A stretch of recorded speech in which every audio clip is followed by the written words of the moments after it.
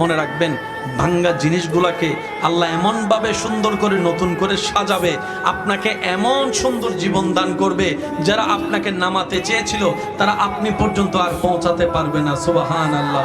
যারা আপনাকে টেনে ধরে নামাতে চেয়েছে তারা অনেক পিছনে পড়ে থাকবে, আপনি রবের রহমত নিয়ে অনেক দূরে এগিয়ে থাকবেন।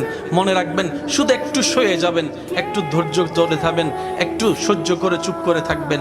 যত সইবেন তত পাইবেন, যত সইবেন তত পাইবেন। কোনো আফসোস নাই, কোনো আপত্তি নাই, কোনো হা হুতাশ নাই। রবকে শুধু এতটুকু বলবেন যখনই মন খারাপ হবে, সিজদায় মাথাটা ঝুঁকিয়ে, ইয়া রব, আমি যা পেয়েছি কোনো কিছু পাওয়ার যোগ্যতা আমার কাছেই নেই, সব তুমি দয়া করে দান করেছো, সব তুমি দয়া করে দান করেছো।